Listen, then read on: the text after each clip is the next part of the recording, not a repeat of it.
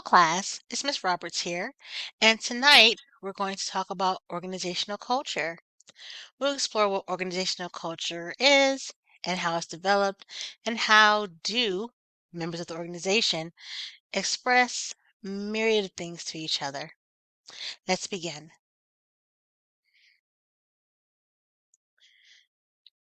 Okay.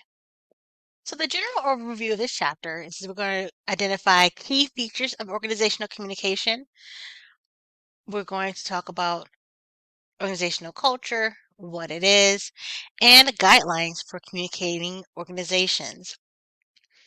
So it has a blend of interpersonal communication, but it's in the context of an organization. So there's professionalism, there are the rules and mores of an organization, depending on if they have a wide audience, then that might influence the way that companies run. If they're a large company, then they might have a mass media presence or just a large presence overall versus a smaller company.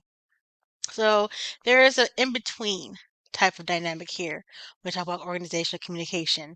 There is the larger organization itself, departments, and the people within those departments. And they each part creates the whole organization. So let's explore that a little bit more. So the key features of organizational communication is structure. Because we have so many people and so many moving parts, the main goal is for the betterment and advancement of the organization, providing goods and services to people, making sure that everyone aboard is on board with the organizational goals and values, and that requires structure.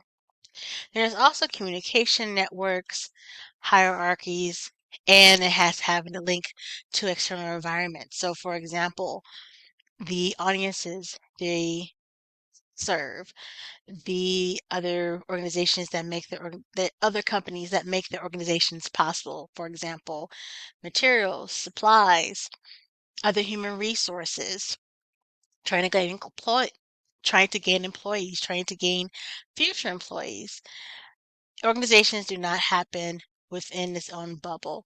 It has to interact with the outside world, and it has to manage the perception of the organization to outside audiences and maintain a good perception within its members of its own organization. So there are multiple dynamics there. So organizational culture, there are consistent ways of thinking, acting, understanding work.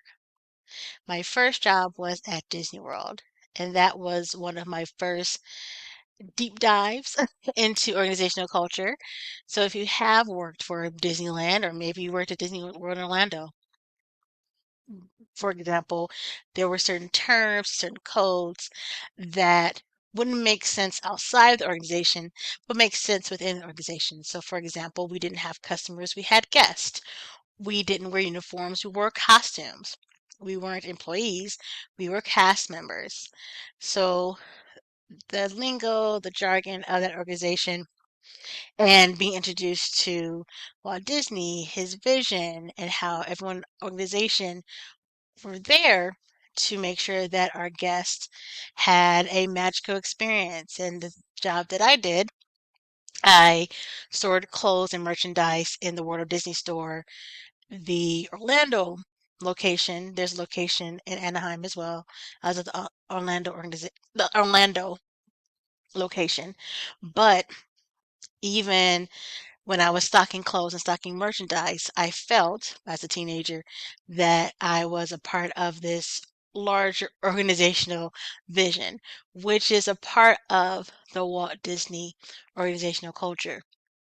And organizational culture varies differently between industries, goals, motivations, histories of organization, and we're going to explore that later on. But because organizational culture, excuse me, affects the way that the members act, think, and understand the work that they do, is These elements are shared by members of an organization and reflects the organization's distinct identity. So whether it be the identity of your institution, college, university, think about the identity of our state, California. Think about the identity of your local grocery store or the identity of or the brand identity of your favorite brand, excuse me, the culture identity or the company identity of your favorite brand, such as Nike, for example. They're all distinct, and people who work within those organizations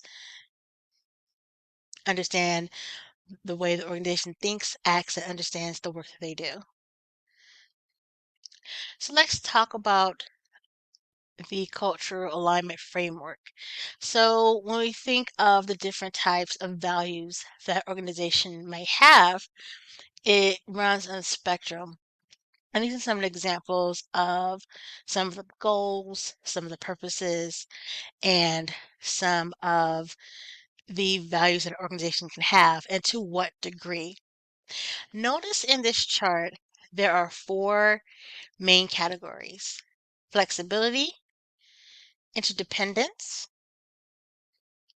stability, and independence. And these fall on a spectrum. And depending on where the following characteristics falls in a quadrant, excuse me, indicates which part or which combinations of these four characteristics do the organization prioritize. So I'll give you an example. We have goals such as learning, enjoyment, results, authority, safety, order, caring, and purpose.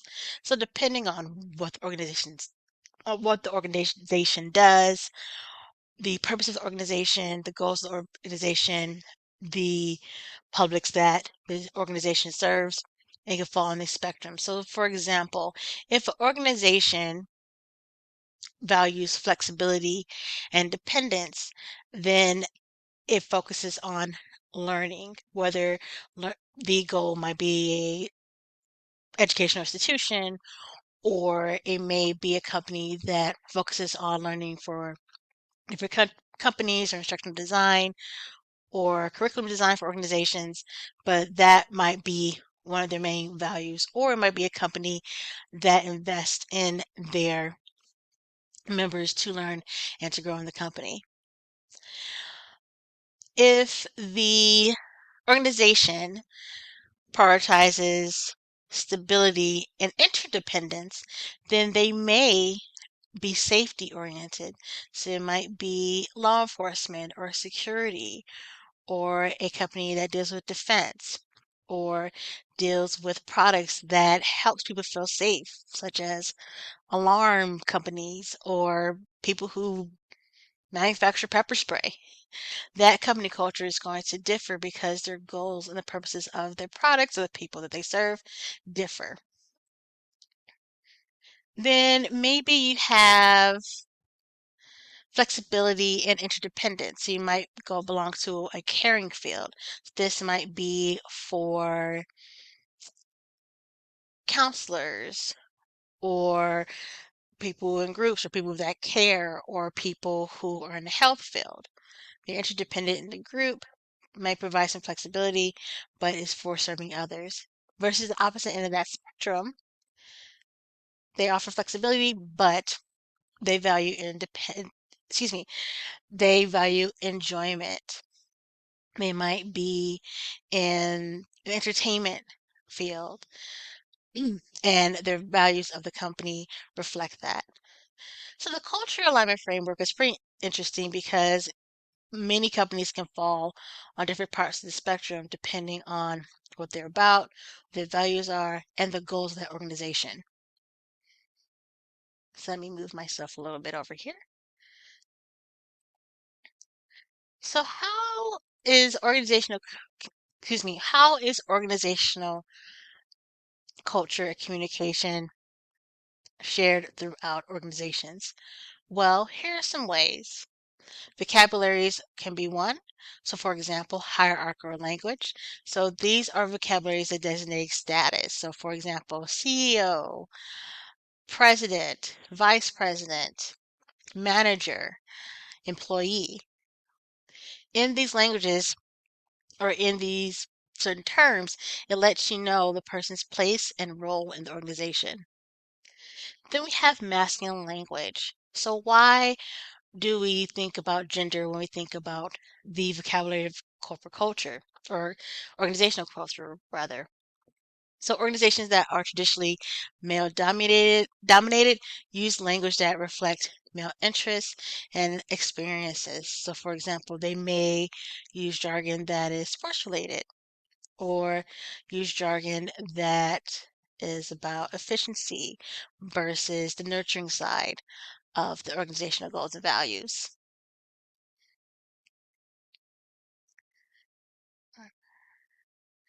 So I gotta move myself a little bit over here. Thank you so much for your patience. Then we also have corporate, personal, and collegial stories. So, for instance, corporate stories are the stories that convey values, styles, and the history of an organization. So I mentioned that I worked for Walt Disney in one of the first orientations that I've done. And just to put into context, I was in a high school to work program. So we saw videos and had people talk to us and things like that to not only share about what Disney did, but the values of the organization. And that was my first introduction to corporate narratives, corporate stories. And different corporations or different organizations have different stories that they tell about themselves to help with branding and to help communicate to the public what they're about and what they value. But then you have personal stories. So you have stories from the employees themselves, from the members of the organizations themselves, and they have their own personal experiences of their interactions with the company and excuse me, and their interactions and experiences with the company and themselves. And then we have stories from other members of the organization, maybe not in a department, but other organizations and how they feel about the organization.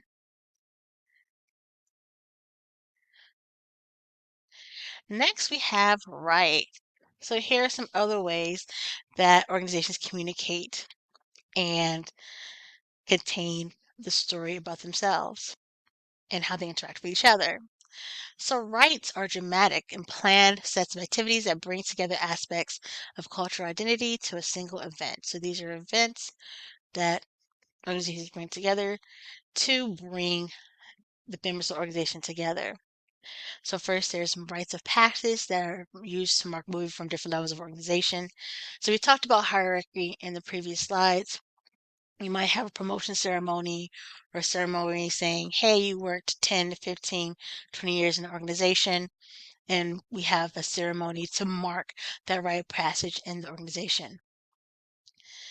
Then we have rites of integration. So we might have company picnics, or we might have other events to create a sense of community.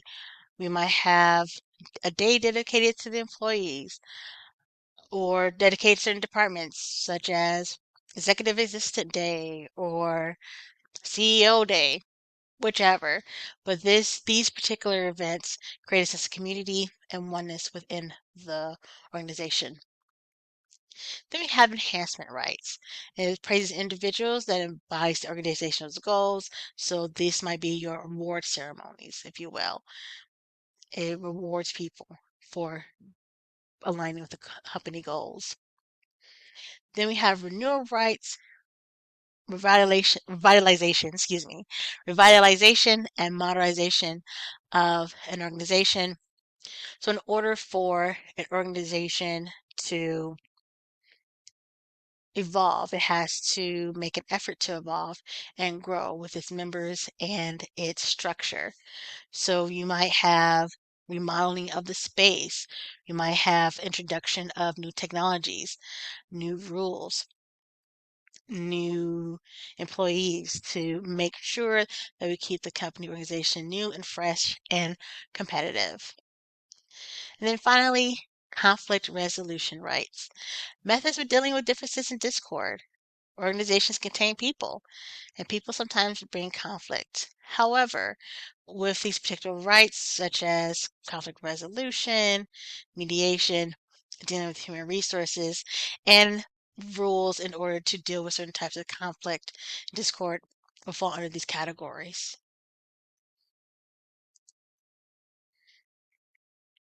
Then we have rituals.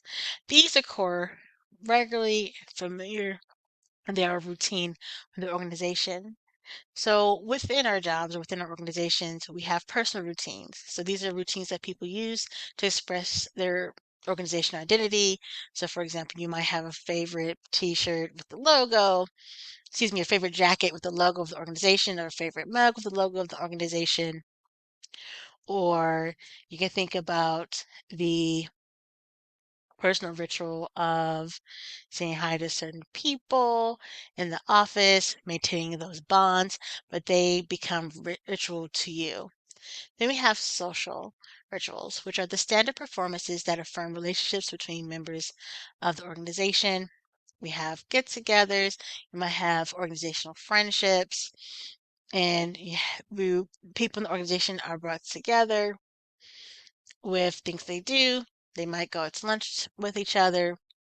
And these are standard rituals that a group of people has to have in the organization. And then finally, we have tasks, repeated activities to help members of the organization perform their job. So literally the task of the job.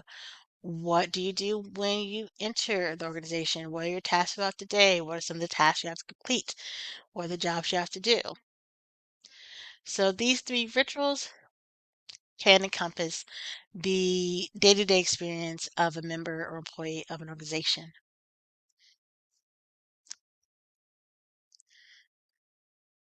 So we're going to continue talking about conveying culture with roles. For example, what is your particular duty and job within the organization? Then there's also rules within an organization, which specifies when, where, and with whom communication should occur. So different people within different roles may have different rules for communication, and then it can also go back to hierarchy depending on how the organization is organized. Policies, so these are the specific rules and the outlining of what to do in certain situations, laws, etc. So the rules and policies, they come together to let us know the proper conduct and proper protocols of the organization. And then we also have communication networks, which are formal and informal. So with formal networks, we have to follow certain protocols because that's the rules of organization. But we also have informal norms that are not necessarily written down, but they're enforced through the behaviors of the organization.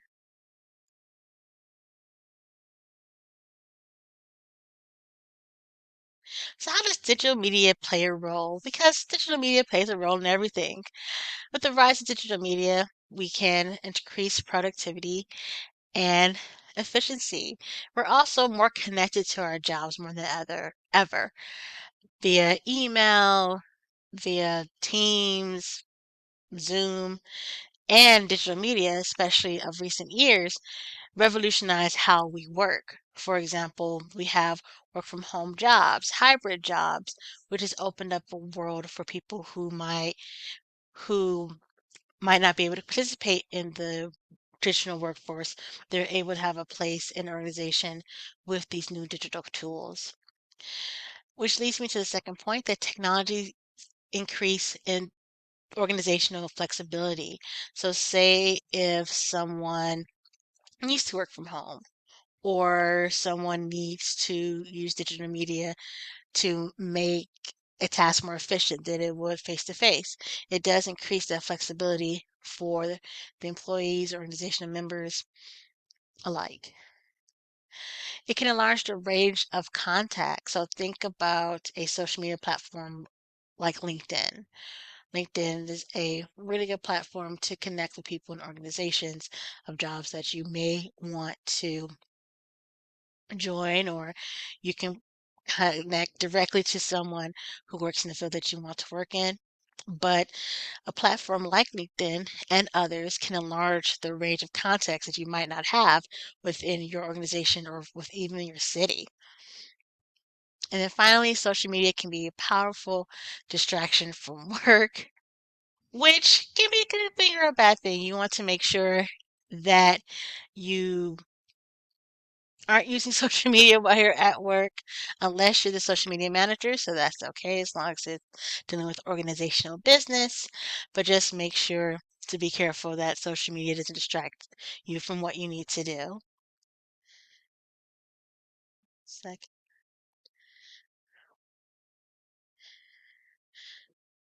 So, organizations and members of organizations need to adapt to diverse needs, situations, and people. The world is more diverse, and we are in companies who embrace diversity and incorporate it into their members, include people within the organization, and convey to the public that, hey, we are reflecting the values that you have, tend to be perceived better.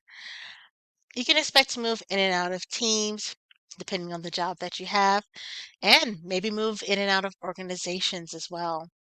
And then finally, like I said before in the beginning of this lecture, we have the organizational side and the company side of communication. But within that communication are people with things that they want to do and the connections they want to make. So we have that interpersonal aspect too, where you need to be nice and courteous to others. And if there's conflict, try to manage those constructively. So there's the balance between the organization as its own entity and the people within the organization that have to maintain those relationships on the job. So in summary, we talked about we talked about corporate culture, communication, rights, rituals, and structures, and guidelines for communication in organizations. Thank you for listening once again. Have a great night, and of course, let me know if you have any questions. Thank you so much. Bye.